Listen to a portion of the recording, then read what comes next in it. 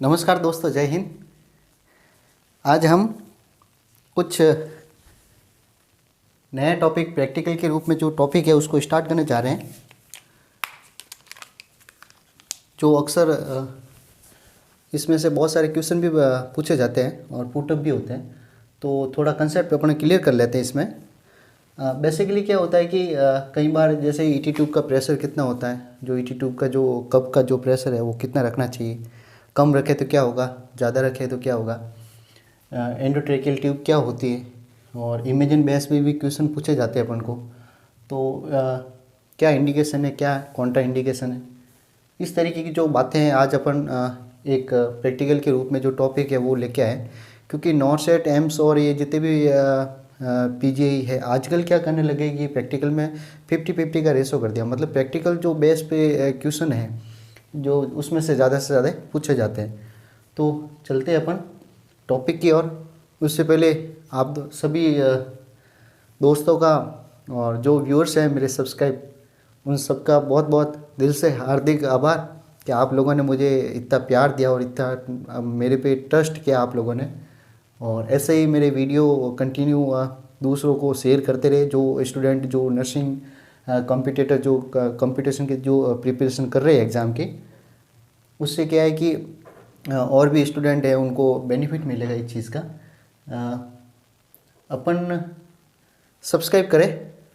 उससे पहले चले टॉपिक से पहले सब्सक्राइब जरूर करें मेरे चैनल को, पाली नर्सिंग ऑनलाइन नर्सिंग क्लासेस को, और शेयर करें और ज़्यादा से ज़्यादा लाइक करें, ठीक है ना। और चलो अपन टॉपिक की ओर चलते हैं। ईटी ट्यूब, शॉर्ट में कहते हैं अपन ईटी ट्यूब, एंडोट्रेकियल ट्यूब। जैसा कि ये इमेज में देखा है वो भी ओरिजिनल ट्यूब, और आज ईटी ट्यूब लेके भी आए। किसी पेशेंट को इंट्यूबेट नहीं कर सकते हैं लेकिन ईटी ट्यूब जरूर लेके आए, है ना। ये क्या है, ईटी ट्यूब है ना, प्लास्टिक की बनी हुई है। जो एक प्रोसीजर होता है जिसको कहते हैं अपन इंटूबेशन, है ना। किसी पेशेंट को इंटूबेट करते हैं उस समय उस प्रोसेस में जो पार्ट्स यूज होता है एंडोट्रेकियल ट्यूब, ओके। इसको अपन पूरा कंप्लीटली आज समझाएंगे कौन कौन से पार्ट्स है और इसमें क्या क्या दिया हुआ है। जैसे ये कनेक्टर है ना, कनेक्टर है, इसमें नंबरिंग का क्या मतलब होता है, ये जो ओपेको लाइन है इसका क्या मीनिंग होता है, कप का क्या मतलब होता है, इसका कितना प्रेशर होता है, ठीक है ना। ये पायलट बैलून होता है, ईटी कप का जो बैलून होता है इसका कितना प्रेशर होता है, कितनी एयर पुट अप करनी चाहिए अपन को, और ये कौन कौन से पार्ट्स है उसके बारे में अपन डिस्कस करने वाले अभी, ओके। चले फ्रेंड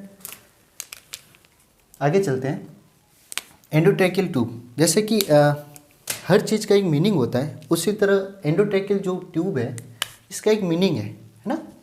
मीनिंग का मतलब है ये है कि एंडो मीन्स क्या होता है, एंडो से पता चलना चाहिए अपन को, endo means inside, endo means inside, और ट्रेकियल मीन्स ट्रेकिया।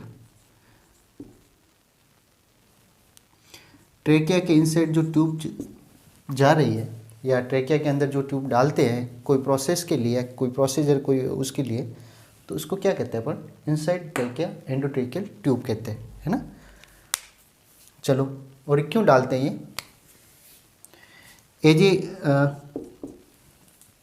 एजे यूँ समझो कि अपना जो एयर है, अगर पेशेंट प्रॉपर स्पॉन्टेनियसली ब्रीदिंग नहीं कर रहा है, उसका रेस्पिरेटरी पैटर्न बिगड़ा हुआ है, ऑक्सीजन SpO2 अगर मेंटेन नहीं कर पा रहा है किसी वजह से, तो उसको अपन एंडोट्रेकियल इंटूबेशन करते हैं। एंडोट्रेकियल इंटूबेशन करते हैं, क्यों करते हैं, जैसे रेस्पिरेटरी क्लियर नहीं है, एयरवे उसका क्लियर नहीं है, या उसका लेबर्ड ब्रीदिंग में पेशेंट, अगर वो पेशेंट कॉन्शियस नहीं है ना, या पेशेंट खुद का ब्रीदिंग बिल्कुल भी नहीं है, खुद बिल्कुल भी सांस नहीं ले रहा है, तो अपन क्या करेंगे, या तो एम्बूबैग से या बेंच सर्किट से या अदर कोई इलेक्ट्रॉनिक जो डिवाइस जिसको अपन वेंटिलेटर भी कहते हैं, वेंटिलेटर के थ्रू उसको ऑक्सीजन देना। ये लंग्स का जो काम है कौन करेगा, वेंटिलेटर करेगा। आप वेंटिलेटर से ऑक्सीजन देने के लिए, पेशेंट को ऑक्सीजन देने के लिए क्योंकि पेशेंट खुद ऑक्सीजन नहीं पी ले पा रहा है। उसकी बहुत सारी वजह भी हो सकती है, हो सके प्रॉपर उसके लंग्स काम नहीं कर रहे हैं, या और कोई सीवियर जो इलनेस है वो अगर है पेशेंट, या उसकी ब्रीदिंग पैटर्न उसका मतलब कोई भी वजह हो, है ना, किसी भी वजह से अगर वो सांस नहीं ले पा रहा है पेशेंट, तो अपन क्या करते हैं कि दूसरे जो इन्वेजिव जो प्रेशर है, इन्वेजिव जो प्रोसीजर है, उसके थ्रू उसको सांस देना। तो उसके बीच में अपन एक एंडोट्रेकियल ट्यूब, मतलब पेशेंट कहीं से भी तो कनेक्ट होना पड़ेगा ना, वेंटिलेटर को कनेक्ट करेगा तो किसी भी चीज़ से तो कनेक्ट करना पड़ेगा।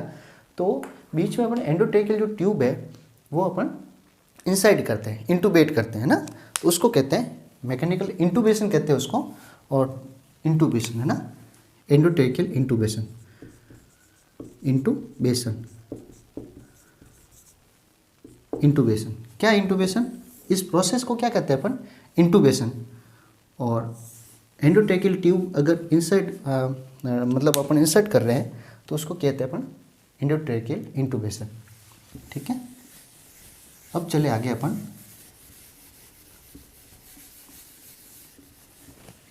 जैसा कि मैंने डायग्राम में भी बनाया हुआ है, जैसा कि आप डायग्राम में भी देख सकते हैं अपन, तो इसके बारे में पूरे कितने पार्ट्स होते हैं और किस किस चीज़ के पार्ट्स का क्या मीनिंग होता है, तो वो सब अपन अभी डिस्कस करने वाले हैं। तो सबसे पहले ईटी ट्यूब में, जैसे ये मेरे पास ईटी ट्यूब है, तो पहले क्या होता था, ध्यान रखना थोड़ा सा। पहले के ज़माने में क्या होता था, या तो ये मेटल की बनी होती थी, है ना, या कोई और मतलब किसी चीज़ की बनी होती थी। तो उस समय जो ट्यूब बनी होती थी वो पहले के ज़माने में बनी हुई होती थी। अभी मॉडर्न युग में क्या हुआ कि एक तो ये प्लास्टिक की बनी होती है ना, स्पेशलाइज्ड सिंथेटिक जो प्लास्टिक होता है उसकी बनी होती है ये ट्यूब, जो एकदम से इलास्टिसिटी, मतलब बिल्कुल ये लचीली है, आप देख सकते हो किसी तरह मुड़ सकती है, लेकिन ये कर्व होती है, थोड़ी सी कर्व्ड होती है। कर्व्ड होने का मतलब ये है कि अपन है ना इंटूबेट कर सकते हैं, बाई ओरल भी कर सकते हैं और बाई नेजल भी कर सकते हैं, ये भी चीज़ याद रखना। एंडोट्रेकियल ट्यूब के कितने वे हैं, 2 वे। ओरली भी अपन इंटूबेट कर सकते हैं एंडोट्रेकियल ट्यूब, और नेजल भी, बाई नेजल से भी इसको इंटूबेट कर सकते हैं एंडोट्रेकियल ट्यूब को। चलते अपन आगे। अब इसके मेनली 3 पार्ट्स होते हैं एंडोट्रेकियल ट्यूब्स के। कितने पार्ट हो गए, 3 पार्ट। सबसे जो पहले पार्ट हो गया, पार्ट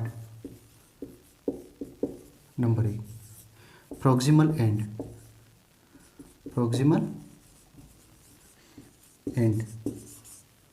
है ना। सेकंड पार्ट जो हो गया उसको क्या कहेंगे अपन, central part. And third part हो गया, इसको कहेंगे अपन डिस्टल एंड। ओके, अब मैं समझाता हूँ कि एंडोट्रेकियल जो ट्यूब्स होती है मेनली इसके 3 पार्ट्स होते हैं, मेनली इसके 3 पार्ट होते हैं। फर्स्ट पार्ट कौन सा हो गया, प्रॉक्सिमल एंड। अब इसको समझते हैं अपन। ये जो पार्ट हो गया first part of endotracheal tube. अब अपन सबसे पहले इसके बारे में जानेंगे। जैसे ये देख रहे हैं आप, अब एक चीज़ का ध्यान रखना, ये प्रॉक्सिमल एंड इसलिए कहते हैं इसको क्योंकि ये पेशेंट के जो किसी चीज़ से कनेक्ट होता है उसको अपन प्रॉक्सिमल कहते हैं, है ना। मेडिकल जो टर्मिनोलॉजी है उसमें किसी चीज़ से अगर वो कोई कनेक्ट होता है तो उसको अपन प्रॉक्सिमल कहते हैं। तो प्रॉक्सिमल का मतलब ये है कि सबसे अपर पार्ट है ये वाला, ब्लू कलर का दिख रहा है आपको, इसको कहते हैं अपन प्रॉक्सिमल पार्ट, प्रॉक्सिमल एंड। इसको क्या कहते हैं अपन, प्रॉक्सिमल एंड। जैसे यहाँ पे बताया हुआ है, ये ब्लू कलर का क्या है, प्रॉक्सिमल एंड। अब इसकी क्या खासियत है, इसकी प्रॉक्सिमल जो एंड है इसकी क्या खासियत है, इसकी क्या मतलब स्पेशलाइजेशन है। तो इसमें यूँ है कि एक तो ये याद रखना, ये क्वेश्चन आया हुआ है एम्स में, क्वेश्चन आया हुआ है ये कि ये जो पार्ट है प्रॉक्सिमल एंड ये वाला, ये एज ए कनेक्टर की तरह काम करता है। ये वाला जो पार्ट है प्रॉक्सिमल एज ए कनेक्टर की तरह काम करता है। और इसके जो डायमीटर है, इसका जो डायमीटर है वो डायमीटर कितना होता है, 15 mm, याद रखना। प्रॉक्सिमल एंड का जो कनेक्टर एज ए कनेक्टर जो है ईटी ट्यूब में, इसका डायमीटर कितना होता है, 15 mm। मिलीमीटर्स, है ना, 15 मिलीमीटर्स ये डायमीटर होता है इसका। और ये चाहे कोई सी भी ईटी ट्यूब ले लो, मतलब कितने भी नंबर की ईटी ट्यूब ले लो, लेंथ इसकी बदल जाएगी, लेकिन जो ये प्रॉक्सिमल एंड का जो कनेक्टर है ये हर अलग अलग ईटी ट्यूब में सेम डायमीटर होगा, अलग अलग ईटी ट्यूब में सेम डायमीटर होगा। मीन्स ये है कि ईटी ट्यूब का इसका जो डायमीटर है कनेक्टर का वो कभी भी चेंज नहीं होगा, वो 15 mm का सब में डायमीटर आएगा। क्यों आएगा, उसकी वजह है, क्यों क्यों क्योंकि अपन सबसे पहले ये देखते हैं कि ये कनेक्ट होता है कहाँ होता है, वेंटे सर्किट पे कहाँ कनेक्ट होता है। जैसे ये पेशेंट है ना, जैसे ये पेशेंट है ना, ये ईटी ट्यूब लग गई। अब ईटी ट्यूब जैसे ये कनेक्टर है, ये कनेक्टर है, तो ये जो सर्किट है इसको कहते हैं वेंटे सर्किट। वेंटे सर्किट के बाद में वेंटिलेटर पे जो लगाते हैं अपन मशीन पे, है ना, वेंटिलेटर पे जो लगाते हैं अपन, तो बेंच सर्किट, मतलब एक तो यहाँ पे एक वेंटे सर्किट है वो कनेक्ट होगा, एक तो वेंटे सर्किट है उस पर भी कनेक्ट होगा, तो उसका डायमीटर कभी भी चेंज नहीं होगा, चाहे पीडीटी हो, चाहे इनफेंट हो, चाहे बड़ा हो, है ना।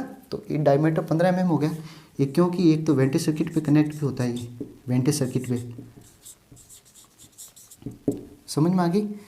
इसको बेंच सर्किट, बेंच सर्किट जब पेशेंट को ट्रांसफ़र करना हो another with ET tube, with ET tube patient को एक जगह से दूसरी जगह अगर ट्रांसफ़र करना हो तो उसमें भी अपन बेंच सर्किट यूज करते हैं। उसमें क्या करते हैं अपन, बेंच सर्किट यूज करते हैं, और वो भी यहाँ लगता है, ठीक।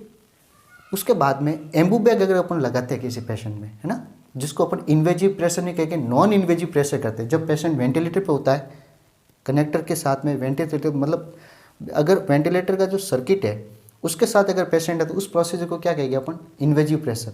और अगर एम्बू बैग के साथ अगर पेशेंट है और एम्बू बैग से अगर उसको ऑक्सीजन दे रहे हैं बाय मैनुअल, तो उसको अपन क्या कहेंगे, नॉन इन्वेजिव प्रेशर। तो ये एम्बू बैग के साथ में एम्बू बैग, है ना।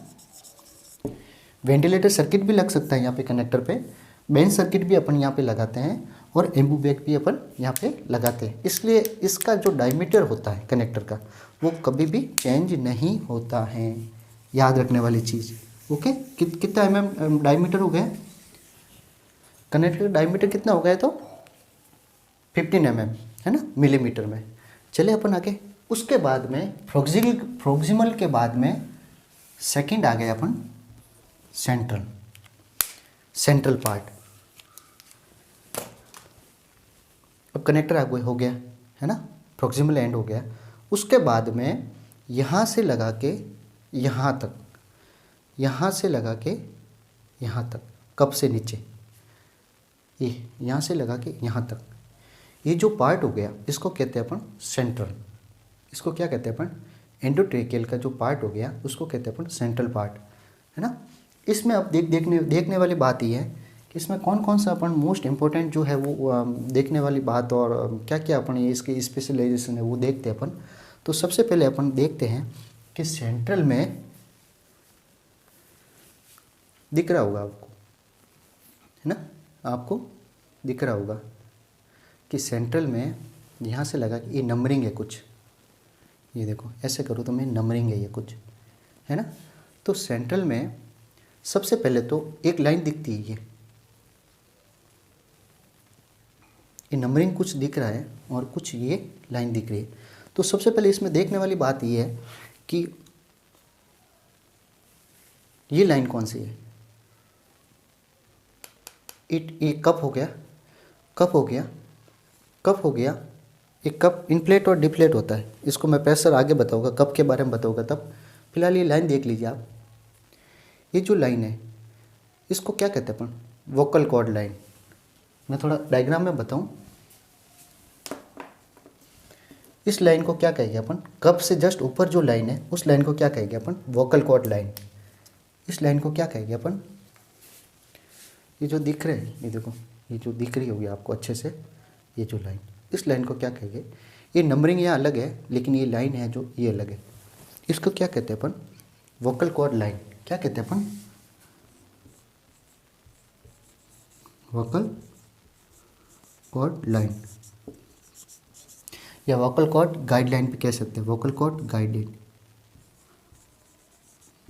वोकल कॉर्ड गाइड, है ना, वोकल कॉर्ड गाइड। अब ये क्यों कहते हैं, ये क्यों कहते हैं और ये इसका क्या मीनिंग क्या होता है? ये वोकल कॉर्ड गाइड ठीक है, लाइन है समझ गया, मैंने बता दिया भाई वोकल कॉर्ड लाइन है। तो इसका पर्पज़ क्या है? ये ईटी ट्यूब के अंदर मार्किंग है, तो कौन को तो पर्पज़ है इसका, तभी ये यहाँ लाइन इसको मतलब पेंट किया हुआ है ना। तो इसका मीनिंग ये है कि ये जो पार्ट है, ये पार्ट से नीचे वोकल कॉर्ड से जस्ट नीचे रहना चाहिए। यहाँ से जो नीचे है ये पार्ट वोकल कॉर्ड के नीचे रहना चाहिए। एंडोट्रेकियल ट्यूब ट्रेकिया के अंदर जब जाती है, इंटूबेट जब करते हैं पेशेंट को, तो ये जो लाइन है ये वोकल कॉर्ड के जस्ट नीचे रहनी चाहिए, है ना। इसलिए अपन क्या कहते हैं इसको, वोकल कॉर्ड लाइन।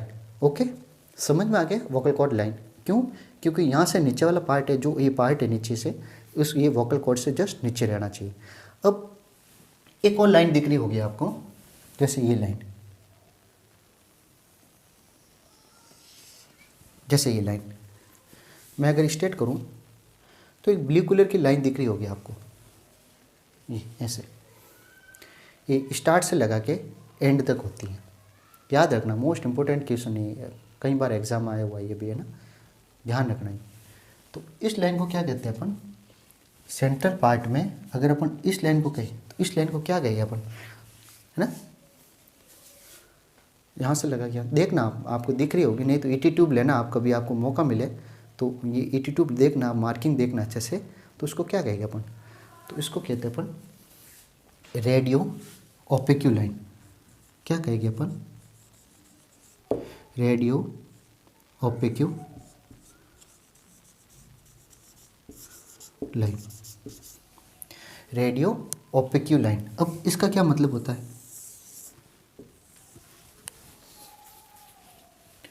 इसको क्या कहते हैं अपन, रेडियो ओपेक्यू लाइन, ये लिखा हुआ है यहाँ पे रेडियो, ये बीच में जो लाइनिंग है लास्ट तक। रेडियो ओपेक्यू लाइन का मतलब ये है कि पेशेंट को जिस टाइम इंटूबेट कर लेते हैं अपन, पेशेंट को इंटूबेट करने के बाद में उसका एक्सरे करवाते हैं to detect location of the endotracheal tube. मतलब एंडोट्रेकियल ट्यूब की लोकेशन कहाँ है, कैसी है और कहाँ तक है, कहाँ तक गई है एंडोट्रेकियल ट्यूब, क्या कैरिना से नीचे चली गई, या राइट लंग्स में चली गई, लेफ्ट लंग में चली गई, या जो अपना जो पर्पज है ईटी ट्यूब डालने का, है ना, वो सही तरीके से है कि नहीं है। तो ऑस्कल्टेट करने के बाद में, या इसोफेगस में नहीं चली गई, स्टोमक में तो नहीं चली गई ईटी ट्यूब। तो ये सारी चीज़ें कंफर्म करने के लिए अपन रेडियो ओपेक्यू लाइन का मतलब एक्सरे करवाते हैं, अपन एक्सरे करवाते हैं। और एक्सरे में जो रेडियो ओपेक्यू लाइन है ये बिल्कुल क्लियर डिटेक्ट करती है, ये विजुलाइज करती है ईटी ट्यूब को, पूरी की पूरी होल ईटी ट्यूब को विजुलाइज करेगी, जैसे राइस ट्यूब में होता है ना। तो राइस ट्यूब में तो छोटा सा वो लास्ट एंड में छोटा सा वो होता है, बॉल होती है बिल्कुल छोटी सी, उसी तरह रेडियो ओपेक्यू लाइन है ईटी ट्यूब में होती है। तो ये डिटेक्ट करती है लोकेशन को, है ना, समझ में आ गया सेंट्रल पार्ट में। अब चलते हैं अपन आगे, उसके बाद में कनेक्टर हो गया, है ना, वोकल कॉर्ड लाइन हो गई, इंडिकेट हो गया, जो मार्कर कहते हैं अपन, जो वोकल कॉर्ड के नीचे रहना चाहिए। रेडियो ओपेक्यू लाइन हो गई जो डिटेक्ट करती है ना एक्सरे में। उसके बाद में लेंथ, जो ये दिख रहा है आपको 30, उसके बाद 28, 26, ये जो दिख रहा है आपको, ये जो दिख रहा है आपको ये क्या है, इसकी लेंथ को मेजर करती है। ये क्या करती है, इसको लेंथ को मेजर करती है। और याद रखना मेरे दोस्तों कि लेंथ जो है ईटी ट्यूब की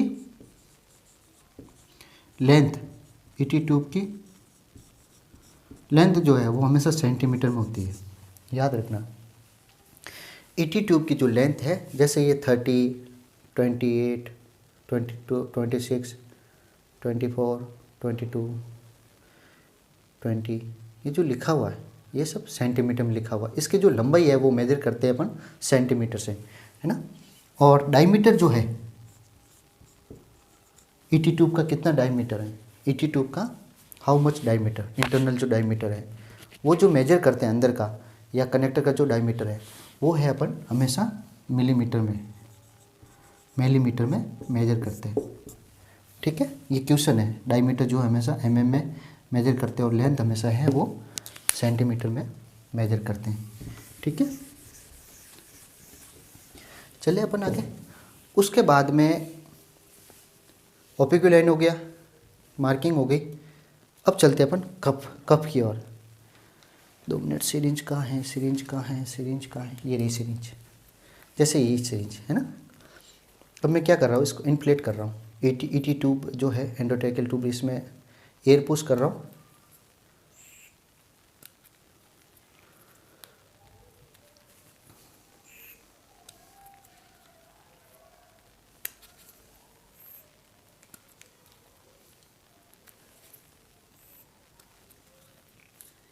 मैं ऐसे ही बता रहा हूँ एक्चुअली में, इसलिए मैं थोड़ी ज़्यादा पुश कर रहा हूँ ताकि आपको बैलून है जो अच्छे से इन्फ्लेट मिले। ये देखो मैक्सिमम प्रेशर मैंने डाल दिया। ये बैलून है, ये बैलून है ना, ये बैलून है।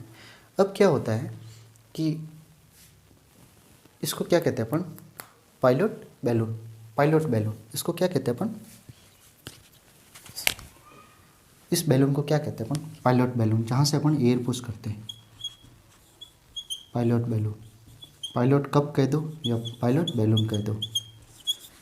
इसको क्या कहते हैं अपन, कप, ईटी ट्यूब कप कह दो या बैलून कह दो। ठीक है, अब क्या होता है कि सबसे पहले इसमें क्वेश्चन आया था एम्स में, अभी थोड़े दिन पहले ही आया था, शायद 2-3 एग्ज़ाम एम्स के अंदर क्वेश्चन आया हुआ है कि ईटी ट्यूब का ये है, कप है, इसका प्रेशर कितना रखना चाहिए, हाउ मच प्रेशर मैक्सिमम, है ना। प्रेशर ज़्यादा से ज़्यादा कितना होना चाहिए इसका। ऐसे तो अपन कितना भी रख दें, तो इसका प्रेशर कितना होना चाहिए, इसका प्रेशर होना चाहिए। ये एग्ज़ाम में क्वेश्चन आया हुआ है कि ईटी ट्यूब का जो अपन एयर पुश करते हैं, एक्चुअली में एयर अपन एवरेज के हिसाब से देखें, एयर कितनी पुश करते हैं, एयर कितनी पुश करते हैं और इसका प्रेशर कितना रखते हैं। अगर अपन इसका प्रेशर रखने वाली बात आए उस समय तो अपन को बताना है कब प्रेशर एग्ज़ाम में क्वेश्चन आया हुआ है कि कब प्रेशर कितना रखना है, तो अपन को एटलीस्ट 30 mm ऑफ एच रखना है, 30 mm ऑफ एच रखना है। किसका, इसका जो प्रेशर है वो कितना रखना है, 30 mm ऑफ एच। और अगर एयर पुश करनी है यहाँ पे इसके अंदर, क्योंकि ये जो है ना ये कनेक्टर है, ये एयर पुश करने के लिए अंदर से यहाँ अपन एयर पुश करते हैं तो यहाँ से अंदर जाके फिर अंदर से फिर ये फूलता है। ये ट्यूब है अंदर की साइड में से यहाँ तक आए हुए, इसका कनेक्शन जो है ना, ये अंदर से कनेक्शन यहाँ तक आया हुआ। जैसे ही मैं डिप्लेट करूँगा यहाँ से एयर हल्का सा वापस एस्पिरेट कर दूँगा अगर सिरिंज से, तो ये वापस डिप्लेट हो जाएगा, है ना। तो इसका जो प्रेशर है वो अपन कितना रखते हैं, maximum 30 mm of AG maximum. Okay, और अगर अपन एयर पुश करें ऐसे, जैसे मैंने कई बार एयर पुश करी, तो एयर पुश अगर करें सिरिंज से तो 5 to 10 mm air push require, मतलब खूब है। 5 to 10 mm जो एयर है वो अपन को पुश करनी है इसके अंदर, है ना। ये चीज़ याद रखना। अब एक क्वेश्चन और आता है इसमें एक क्वेश्चन और आता है कि अगर अपन ज़्यादा एयर पुश करेंगे या ज़्यादा इसका प्रेशर रख देंगे तो क्या होगा, और अगर प्रेशर रखे तो क्या होगा, है ना। और कप का काम क्या है, ये एग्जाम में ये भी क्वेश्चन आया हुआ है कि ईटी ट्यूब में जो कप वाली है, कप एक्चुअली में जो इन्फ्लेट करते हैं तो उसका पर्पज क्या है, उसका एम क्या है, ये चीज़ याद रखना, मोस्ट इम्पोर्टेंट क्वेश्चन। तो कप जो प्रेशर है वो अपन, कप का क्या काम है याद रखना, इस कप का काम है ईटी ट्यूब कप का जो मेन पर्पज है, ईटी ट्यूब कप क्या है, इसका मीनिंग मतलब ये अपन क्यों पुश करते हैं, तो ये इसका मतलब ये होता है कि कुछ भी एस्पिरेट कर रहा है ना। कोई पेशेंट लीकेज मतलब इंटूबेशन हो गया उसका, तो इसमें अपने मतलब कई कई स्टूडेंट की गलतफहमी रहती है, कई स्टूडेंटों की गलतफहमी ये रहती है कि अपन ये कप जो है ईटी ट्यूब के अंदर ट्रेकिया में ये डालते हैं वोकल कॉर्ड से नीचे, तो कप का मेन पर्पज़ ये रहता है कि ये फिक्स रहती है। ऐसा नहीं है, ऐसा कभी नहीं है।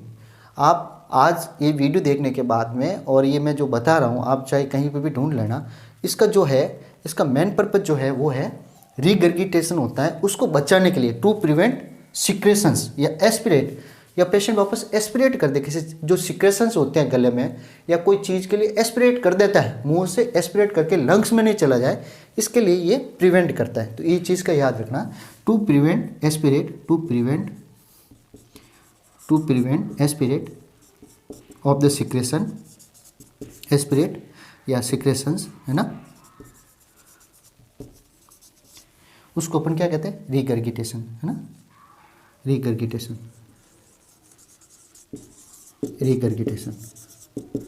याद रखना। ये चीज़ आई हुई एग्जाम में क्वेश्चन बनता है, ईटी कप वाली और बिना कप वाली यूज क्यों करते हैं, तो उस समय अपन को बताना पड़ेगा ये चीज़ कि अपन कप वाली इसलिए यूज करते हैं, बिना कप वाली इसलिए यूज करते हैं। अच्छा, उसके बाद में अपन पढ़ते हैं कप कहाँ होना चाहिए। अब ये पढ़ लिया, इसका प्रेशर कितना होना चाहिए, maximum 30 mm, 30 mm of SG होना चाहिए। एवरेज के हिसाब से देखें तो कितना mm, क्यों भाई सीरीज से ही करेंगे, अपन को कैसे पता चलेगा कि भाई कि 30 mm ऑफ एसजी हो गया। तो एक एडल्ट के लिए मैक्सिमम 10 ml एयर पुश करना होता है, तो 5 to 10 ml, छोटा बच्चा हो तो 5 ml, उससे थोड़ा सा और बड़ा हो तो 5, 6, 7 ml, लेकिन एडल्ट है तो मैक्सिमम 10 ml एयर पुश करते हैं। नंबर 1 क्वेश्चन, अगर इसमें ज़्यादा एयर पुश कर दी तो क्या होगा, अगर अपन ने ज़्यादा एयर पुश कर दी, 30 mm ऑफ एसजी से ज़्यादा एयर पुश कर दे तो क्या होगा, है ना, लॉजिक वाला क्वेश्चन। तो ज़्यादा एयर पुश करने से होगा ये कि एंडोट्रेकियल जो होता है, एंडोट्रेकियल ट्यूब लगाते हैं तो ट्रेकियल इसोफेजियल फिस्टुला। नंबर 1, अगर अपन कॉम्प्लिकेशन बता रहा हूँ, इसके कॉम्प्लिकेशन बता रहा हूँ, अगर ज़्यादा एयर पुश कर दे तो, है ना, तो क्या होगा, एक तो ट्रेकियल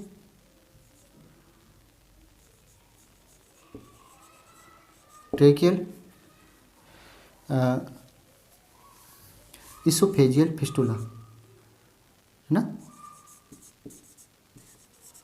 इसोफेजियल फिस्टुला नंबर 1।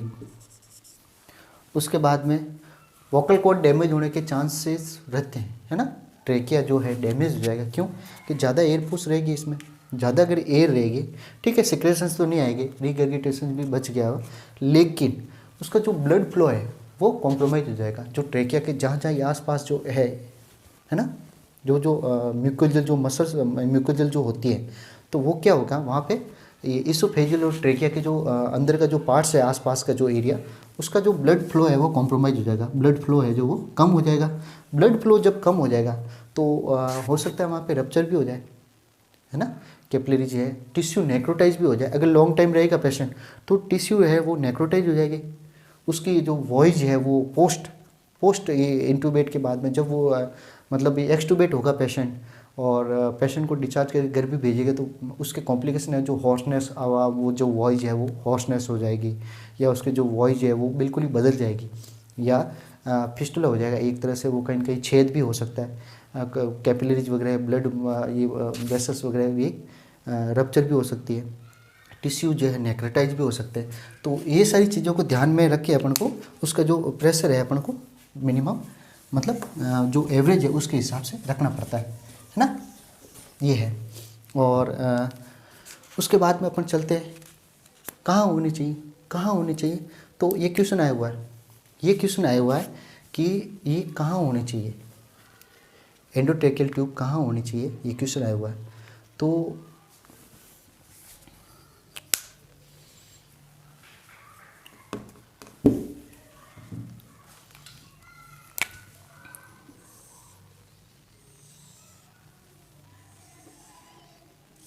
ध्यान से देखना है ना, ऐसे रफली डायग्राम बना रहा हूँ मैं, आपको एक मोटा मोटा आइडिया हो जाएगा किस तरीके से मैं बना रहा हूँ। ये क्या बनाया मैंने, ट्रेकिया है ना, ब्रोंकस, बीच वाले पार्ट को क्या कहते हैं अपन, कैरिना। यहाँ तक ठीक है, यहाँ तक ठीक है, कैरिना।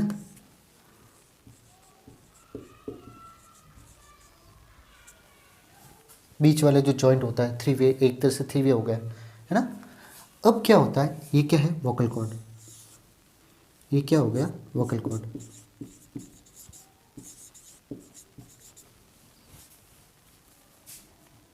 ये क्या हो गया, कैरिना। ये क्या हो गया, वोकल कॉर्ड।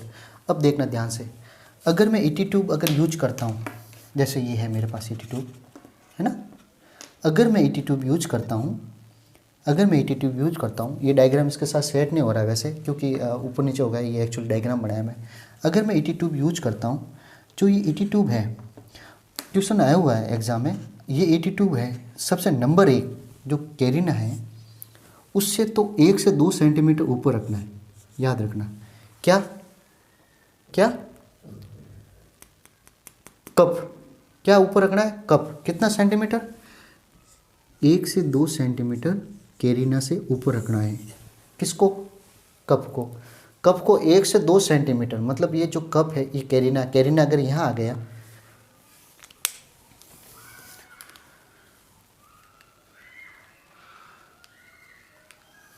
जैसे कैरिना ये 82 अंदर जा रही है ना, ये 82 अंदर जा रही है, तो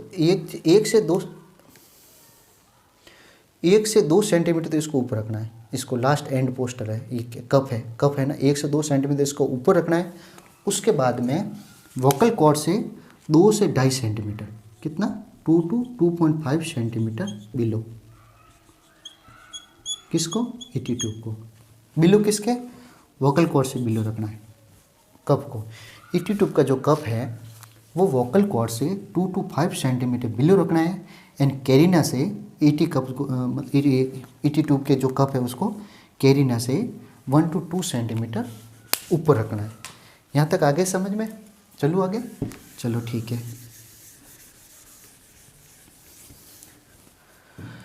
अब चलते अपन, कप हो गया, अब चलते अपन डिस्टल पार्ट की ओर। अब चलते अपन डिस्टल पार्ट की ओर। प्रोक्सिपल पार्ट यहाँ से लगा के यहाँ तक सेंट्रल पार्ट, उसके बाद में अपन चलते हैं डिस्टल पार्ट। अब डिस्टल एंड पे, अब यहाँ पे आप गौर से देखोगे तो यहाँ पे दो दिख रहे हैं, 2 हॉल दिख रहे हैं। फर्स्ट बिल्कुल साइड में लेटरल जिसको कहते हैं अपन, और लास्ट एंड में एक और इसका हॉल है। इसका मीनिंग ये हो गया, अब याद रखने वाली बात ये है, जो इस वाले पोर्शन को क्या कहते हैं अपन, इस वाले जो पोर्शन है उसको क्या कहते हैं अपन, है ना। तो जो लेटरल पार्ट में इसको कहते हैं अपन मर्फीज आई।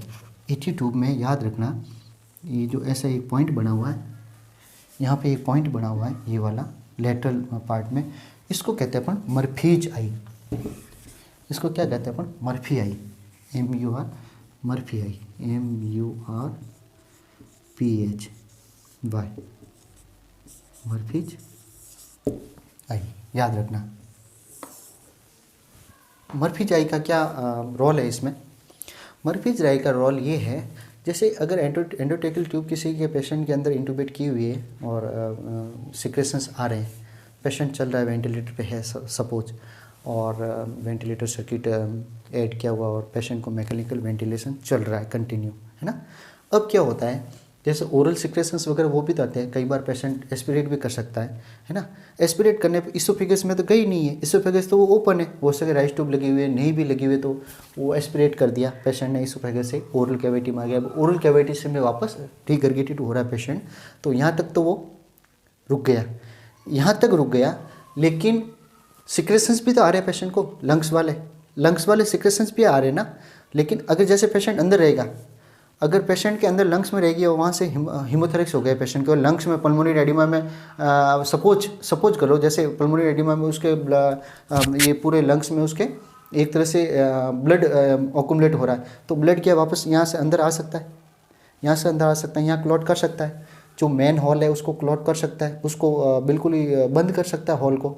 तो हॉल को बंद अगर कर भी देता है तो मर्फीज आई का मतलब ये होता है कि एडिशनल जो हॉल है वहाँ से सप्लाई होती रहे, है ना।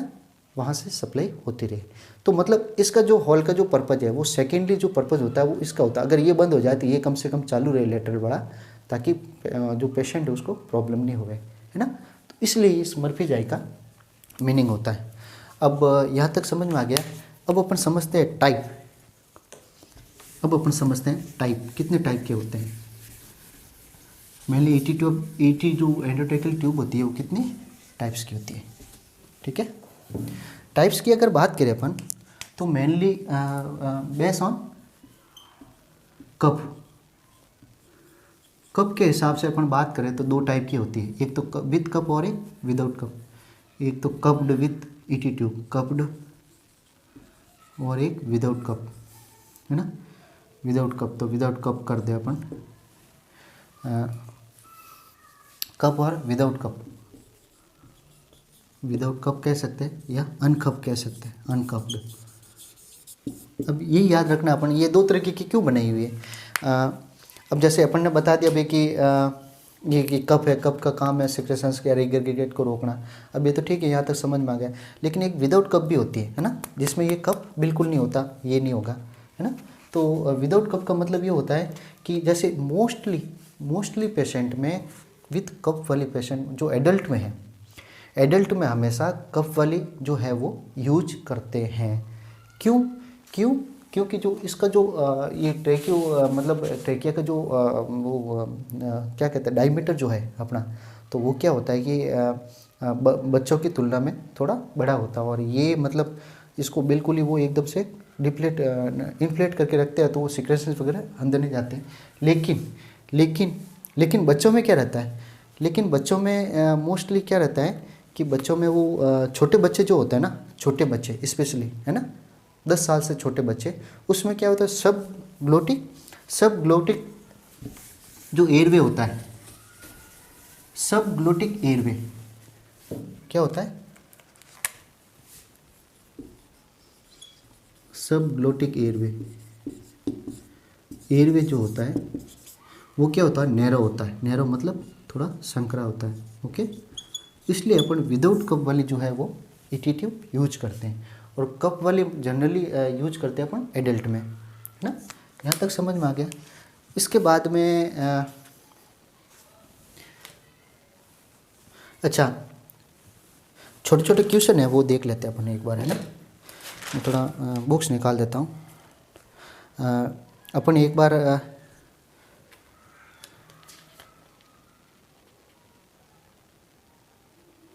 अच्छा, इंटूबेशन प्रोसीजर जो टाइमिंग होता है मेनली कितना मिनट का रह सकता है। इंटूबेशन जो प्रोसीजर होता है इंटूबेट का, एंडोट्रेकियल ट्यूब, तो मैक्सिमम ज़्यादा से ज़्यादा कितनी देर तक रहता है। एग्जाम में क्वेश्चन है हुआ, तो ये मोस्टली 30 to 40 सेकेंड, याद रखना मेरे दोस्तों, 30 to 40 सेकेंड। क्योंकि इससे ज़्यादा रहेगा तो फिर और ज़्यादा वो हाइपोक्सिया हो जाएगा, फिर एक तरह से साइनोज हो जाएगा पेशेंट। अगर ऑक्सीजन नहीं मिलेगी, बार बार आप इंटूबेट कर रहे हो, अटैम्प्ट कर रहे हो लेकिन फेलियर हो रहे हो, इंटूबेट कर रहे हो, ट्रेकियम नहीं जा रहा है, लैरिंजियोस्कोप बार बार डाल के आप कोशिश कर रहे हो लेकिन नहीं हो रहा है, तो फिर लास्ट में क्या होगा, वो पेशेंट डाइड हो सकता है। तो इसलिए अपन 30 to 45 जो सेकेंड है वो टाइमिंग इसका प्रोसीजर का वो रहता है। एक होता है क्रिकॉइड प्रेशर, किसको कहते हैं अपन एंडोट्रेकियल ट्यूब में, क्रिकॉइड प्रेशर।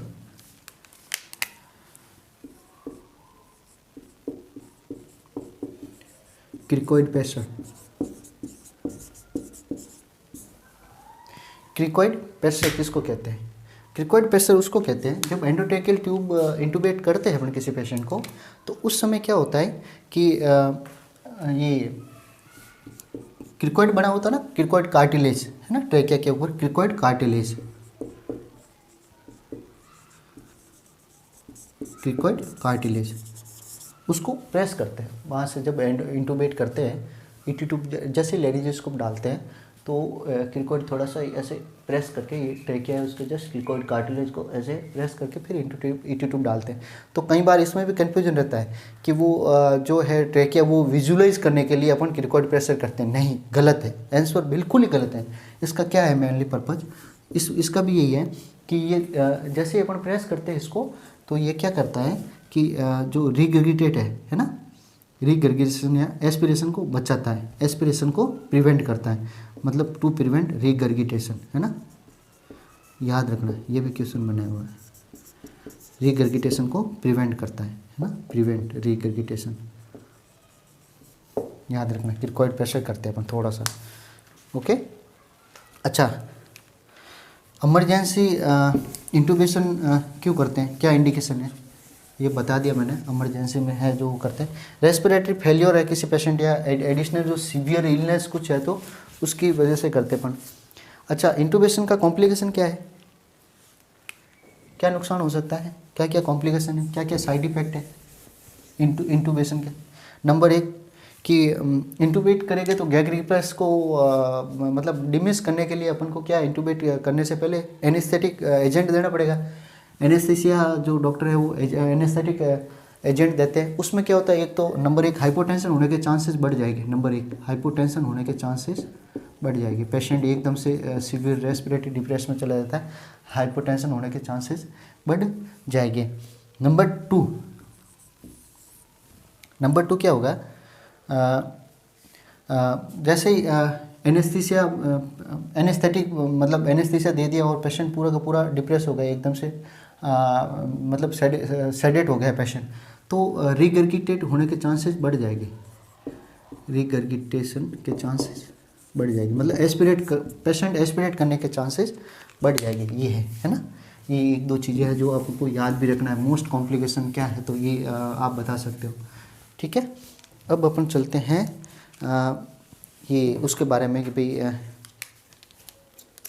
डिसाइड कैसे करेंगे कितने नंबर की क्या ट्यूब है, how to decide ET tube, है ना।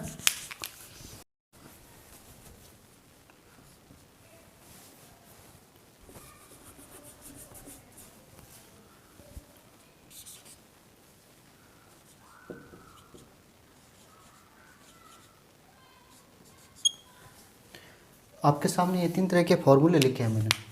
ये ईटी ट्यूब, अब एक पेशेंट है जैसे वार्ड में पेशेंट है कोई, जैसे फ़िलहाल तो ठीक था, एडमिट था तब, और जैसे ही वो पेशेंट थोड़ी देर के बाद में सिक हो गया, अब उसको वो लेबर्ट भी दे, वो प्रॉपर वो खुद का ऑक्सीजन नहीं ले पा रहा है, तो अब उसको डॉक्टर ने बोल दिया कि इंटूबेशन की तैयारी करो, उसको इंटूबेट करना है ना। अब उसको इंटूबेट करना, अब छोटा चाहे बच्चा हो चाहे बड़ा हो, तो अपन मेजर कैसे करेंगे कि यार कितने नंबर की ट्यूब चाहिए, क्योंकि हर ट्यूब के अलग अलग एक नंबर होते हैं, है ना। तो डायमीटर के हिसाब से नंबर जो होते हैं, तो अपन को इंटरनल जो डायमीटर होता है, एक चीज़ और बता देता हूँ, मैं थोड़ा भूल गया, इसमें 2 तरह के डायमीटर होते हैं। एक होता है इंटरनल डायमीटर जो ईटी ट्यूब के अंदर वाला, उसको कहते हैं अपन इंटरनल डायमीटर, और एक होता है आउटर डायमीटर, मतलब बाहर वाला। तो इस पर भी जैसे लिखा हुआ है, ये देखो, है ना, ये आईडी दिख रहा होगा आपने, आईडी यहाँ पे आईडी 8.0, आईडी मतलब इंटरनल डायमीटर है ना। इंटरनल डायमीटर कितना हो गया, मतलब 82 के अंदर वाला जो डायमीटर है वो 8 mm हो गया, 8 mm मतलब 8 मिलीमीटर हो गया। अब इसमें ये यहाँ पे लिखा हुआ, एक यहाँ पे है, ये तो इंटरनल डायमीटर हो गया। अब ये हो गया आउटर डायमीटर, ये आईडी लिखा हुआ है, 10 नहीं है ये आईडी आउटर डायमीटर, है ना। आउटर डायमीटर ये देखो 10.9 ओडी आउटर डायमीटर, और आईडी 8.0 और आउटर 10.9 आउटर डायमीटर, ठीक है, क्लियर। अब क्या होता है कि अपन ईटी ट्यूब, अब उसको सिलेक्शन करना है कौन से ट्यूब ले जानी है अपन को, तो अपन क्या करेंगे, अगर जैसे इसमें एक फार्मूला है। अच्छा, मोस्ट प्रोबेबली क्या होता है कि अपन मेल होता है, तो मेल में अपन 8 से 8.5, एक हेल्दी मेल हो गया, तो 8 से 8.5, 8 से 8.5 mm, ये हो गया मेल, एक एडल्ट हेल्दी मेल जिसका वेट 65-70 के करीब अगर है पेशेंट, तो अपन एक एवरेज ले लेते हैं अपन कि उसमें 8 से 8.5 mm की ट्यूब लगेगी। ईटी ट्यूब के नंबर कितने हो गए, 8 के। और जैसे ही आप देख रहे हो कि मेरे पास कितने हैं, 8 नंबर की ट्यूब है, मतलब एक हेल्दी एडल्ट मेल के लिए ये ट्यूब एनअप है ना। इससे 8 साढ़े 8 के लिए एनअप है, अगर वो हेल्दी वेट है उसका वगैरह, ठीक है सब कुछ। और ये तो है मेल का हो गया जनरली। और फीमेल का अगर लेते हैं तो थोड़ा सा नैरो होता है उसका, उनका फीमेल्स में थोड़ा सा नैरो होता है रेस्पिरेटरी ट्रैकिया वगैरह, तो उसमें अपन क्या लेते हैं 7 to 7.5 mm। याद रखना दोनों भी है, ये मेल्स का है 8 से 8.5 और 7 से 7.5 है जो है फीमेल्स का है ना। कंप्लीट। चलिए अपन आगे। अच्छा, एक और क्वेश्चन आता है, स्मॉलेस्ट जो डायमीटर ईटी ट्यूब में स्मॉलेस्ट होती है वो कितने नंबर की होती है, तो क्या लिखोगे अपन? स्मॉलेस्ट हो गई तो क्या लिखोगे फिर? स्मॉलेस्ट में क्या क्या आएगा? 2.5 स्मॉलेस्ट में हो गया 2.5, जो कि प्री मेच्योर बेबी में ईटी ट्यूब लगती है। अच्छा, ईटी ट्यूब का ऐसा कुछ नहीं है ना, एक घंटा अगर कोई बच्चा है उसको 1 घंटा ही हुआ है, प्री मेच्योर बेबी है, तो वो भी इंटूबेट हो सकता है। और कितना भी मतलब ओल्ड एज है, अगर उसको मैकेनिकल वेंटिलेशन की ज़रूरत है या इंटूबेशन की ज़रूरत है तो उसको अपन कर सकते हैं ना, तो ये कोई मैटर नहीं है। तो स्मॉलेस्ट हो गए। स्मॉलेस्ट ये ईटी ट्यूब कितने नंबर की आती है? तो 2.5 की आती है, याद रखना। और लार्जेस्ट क्या बात करें तो 10.5 10.5 वो mm की आती है, वो सबसे लार्जेस्ट आती है। ठीक है, अब चले अपन अगर जैसे चिल्ड्रन है बच्चे, चिल्ड्रन में मैं बता देता हूँ, इन्फेंट है, अगर इन्फेंट तक बता देता हूँ पहले। प्री मेच्योर अगर बेबी है तो 2.5 mm की आएगी ईटी ट्यूब। 0 से 6 मंथ अगर पेशेंट हैं, छोटा बच्चा है 0 से 6 मंथ का है, तो उसमें 3 से 3.5 नंबर की ईटी ट्यूब आती है ना। और 6 महीने से अगर 1 साल का है पेशेंट, छोटा बच्चा है मतलब 6 महीने से 1 साल तक, तो उसमें अपन 3.5 से 4 नंबर की अपन यूज करते हैं। और अगर इन्फेंट से बड़ा हो गया कोई, जैसे बच्चा बड़ा हो गया 1 साल से अगर बड़ा है बच्चा, तो 1 साल से 6 साल तक अगर कोई बच्चा है तो अपन फिर क्या है कि ये फिर अब फॉर्मूला काम नहीं आएगा। फॉर्मूला आएगा एज कितनी है, जैसे एज उसकी हो गई, ये 3 साल का बच्चा हो गया, जैसे एज अगर जैसे 1 से 6 साल के बच्चे में ये फॉर्मूला लगा है, एज इन ईयर में लिखना है बटा 3 प्लस 3.5। अगर जैसे 3 साल का बच्चा है, तो 3/3 प्लस 3.5 है ना। तो 3 से 3 कटाइए तो 3.5 mm की ट्यूब लग जाएगी उसको। ठीक है, ये एक तरह से मोटा मोटा आइडिया है। 1 प्लस 4.5 mm, सॉरी 1 से 1 कट गया ना, तो पीछे 1 रहेगा, 4.5 mm की उसको ट्यूब लग जाएगी, है ना, 4.5 नंबर की। इसी तरह अगर 6 साल से बड़ा है, बच्चा, तो फिर एज ईयर में आएगा ईयर, और 6 साल से बड़ा है तो फिर 3.5 की जगह 4.5 आएगा, 1 mm बढ़ जाएगा, यहाँ पे भी 4 और यहाँ पे भी 4, है ना। जैसे 4 साल का बच्चा है ना, 6 साल से ज़्यादा अपन ले लेते हैं, जैसे 12, 6 साल से ज़्यादा की बात कर रहे हैं ना मामा, जैसे 12 ले लेते हैं अपन, इन ईयर में 12 प्लस बटा 4 ये, तो अपन 3 7.5 mm की ट्यूब लग जाएगी उसको। तो एक फॉर्मूला है मोटा मोटा, उससे अपन को आइडिया हो जाता है। और एक चीज़ और है कि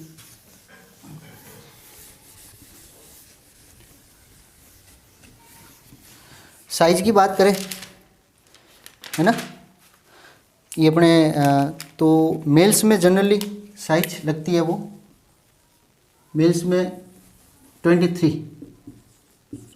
23 सेंटीमीटर आएगा। अब mm नहीं आएगा, लेंथ में, लंबाई में, मतलब 23 सेंटीमीटर तक उसको लिप तक अगर अपन अंदर डालेंगे ना, तो लिप तक अपना जो एरिया आएगा वो 23 तक आएगा, मतलब यहाँ तक एक एवरेज मान के चले, 23 तक आ गया मतलब वो अंदर तक चला गया पेशेंट के, है ना। और फीमेल्स में बात करें तो 21, थोड़ा सा कम 2 सेंटीमीटर। ये तो है ओरल का बता रहा हूँ, ये मैं ओरल का बता रहा हूँ, जब बाई ओरली डालते हैं तब। अच्छा, नेजल में डालेगा तो क्या होगा? नेजल में डालेगा तो जस्ट ऐसा हो जाएगा, अगर नेजल में डालते हैं तो +3 अपन को ऐड करना है। नेजल ओरल से थोड़ा सा ऊपर होता है ना, नेजल कैविटी थोड़ी सी ऊपर, तो अपन क्या करते हैं +3 का 1 सेंटीमीटर वो ऐड करते हैं। जैसे अगर मेल्स में बाई नेजल डालेंगे तो +3 डाल कर हो जाएगा तो 26 सेंटीमीटर, है ना। ये मोटा मोटा आइडिया। और फीमेल्स में होगा तो 24 सेंटीमीटर। ठीक, ये हो गया। तो चलते हैं नेक्स्ट क्लासेस की ओर। थोड़ा सा उसके बारे बाद में अपन बताएंगे, एंडोट्रेकियल ट्यूब के बारे में बताएं, मैकेनिकल वेंटिलेशन के बारे में बताएंगे। और नेक्स्ट सेशन अपना रहेगा एक तो एम्बूबेट और प्लस ट्रेकियोस्टोमी के बाद रहेगा अपना ट्रेकियोस्टोमी, सॉरी एंडोट्रेकियल ट्यूब के बाद में रहेगा अपना ट्रेकियोस्टोमी। अच्छा, एक और क्वेश्चन इसमें बनता है कि अपन ज़्यादा से ज़्यादा कितने दिन तक अपन रख सकते हैं एंडोट्रेकियल ट्यूब। एंडोट्रेकियल ट्यूब अपन ज़्यादा से ज़्यादा, ये भी क्वेश्चन आया हुआ, ज़्यादा से ज़्यादा कितने दिन तक एंडोट्रेकियल ट्यूब रख सकते हैं? तो 21 डेज, 3 हफ्ते तक रख सकते। 3 हफ्ते से ज़्यादा रखोगे तो उसके और कॉम्प्लिकेशन स्टार्ट हो जाएंगे, है ना। 21 दिन तक, 21 दिन से ज़्यादा फिर क्या करना पड़ेगा? अगर अपन को लगे कि भाई लॉन्ग टाइम के लिए पेशेंट रहेगा वेंटिलेटर पे, तो फिर अपन को ट्रेकियोस्टोमी शुड बी डन, है ना। ट्रेकियोस्टोमी, फिर ईटी ट्यूब कोई मतलब नहीं है, ट्रेकियोस्टोमी कर दो, उसकी सबसे बेस्ट है। फिर वेंटिलेटर जोड़ दो, उसको ऐड कर दो, ठीक है ना। क्योंकि फिर वो ट्रेकियल है, ये इंजरी वगैरह बहुत ज़्यादा, क्यों इनफ्लेटेड रहेगा तो और ज़्यादा ओरल कैविटी प्रॉपर उसका वो हाइजीनिक नहीं रहेगी। क्योंकि अपन ओरल कैविटी चाहे कितनी भी उसकी केयर रखें, लेकिन वो इन्फेक्शन वगैरह रहेगा तो फिर वो प्रॉब्लम उसको आगे जाके प्रॉब्लम कर सकती है। इसलिए फिर अपन को 21 डेज अपन लगे भी 2 महीने तक या 3 हफ्ते से ज़्यादा उसको वेंटिलेटर की ज़रूरत रहेगी, है ना। तो फिर अपन को ट्रेकियोस्टोमी की तरफ जाना चाहिए, जो अपना अगला प्रोसेस रहेगा। और मैकेनिकल जो वेंटिलेशन है उसके बारे में पढ़ाएगी कि वेंटिलेटर के कौन कौन से मोड होते हैं, पीप क्या होता है ना, हाई प्रेशर क्या होता है, लो प्रेशर क्या होता है, FiO2 क्या होती है, मतलब SMV मोड क्या होता है, SIMV मोड क्या होता है, बाईपेप क्या होता है, CPAP क्या होता है, और कौन कौन से मोड कब कब यूज करते हैं अपन। एक नॉर्मली मोटा मोटा आइडिया अपन को होना ही चाहिए। क्योंकि एम्स और जितने भी अपने नर्सिंग के एग्ज़ाम है ना, उसमें अपन क्या है कि एक्चुअली में क्वेश्चन में कुछ न कुछ, जैसे ऐसा ही मोड पे पेशेंट है, उसका वेंटिलेटर यही है, तो उसको पेशेंट को उसका ईटी कप जो प्रेशर है वो अपन को याद ही नहीं है कितना प्रेशर है ना। और उसमें दे दिया कि उसका ईटी कप जो प्रेशर है वो 40 mm ऑफ SG है, पेशेंट वेंटिलेटर पे है। तो पेशेंट के जो है मतलब किन किन तरीके से वो काउंटर इंडिकेशन रहेगा या किस तरीके का साइड इफेक्ट उसको हो सकता है ना। तो ये दे दिया अपन को 4 वो ऑप्शन दे दिए, उसमें अपन को जब पता ही नहीं है कि उसका ईटी ट्यूब का प्रेशर कितना रखना चाहिए, उसका वेंटिलेटर पे कौन कौन से मोड्स होते हैं, बाईपेप क्या होता है, उसकी फुल फॉर्म क्या होती है, कौन कौन से मोड पे पेशेंट को कब कब रखते हैं, है ना। तो ये सारी चीज़ें अपन डिस्कस करेंगे अगले वीडियो में। तब तक आप be careful, be stay, be healthy, है ना। और पढ़ते रहिए, कंटिन्यू पढ़ने से ही आपको मंजिल प्राप्त होगी। ये बात समझ लेना आप, क्योंकि बूंद बूंद से घड़ा भरता है। और वास्तव में ये बात सही है। आप सोचोगे कि एग्ज़ाम आएगी, एडमिट कार्ड आएगा तब पढ़ लेंगे, ऐसा कभी नहीं होता दोस्तों। अपन को कंटिन्यू मेहनत करनी पड़ती है। और छोटी छोटी बातें जब कंसेप्ट क्लियर होते जाएंगे आपको, तभी आप एक बड़े से बड़े एग्ज़ाम और छोटा से छोटा एग्ज़ाम फाइट कर पाओगे। तो वापस अभी तक वीडियो देखने के लिए आपका बहुत बहुत धन्यवाद। पाली नर्सिंग ऑनलाइन क्लासेज आप कंटिन्यू देखते रहे, ट्रस्ट बनाए रखें। आप कंटिन्यू ट्रस्ट बना के रखेंगे तो मैं अच्छे से अच्छे वीडियो आप बनाते रहूँगा। लेकिन सब्सक्राइब और शेयर लाइक ज़रूर करें। Thank you so much.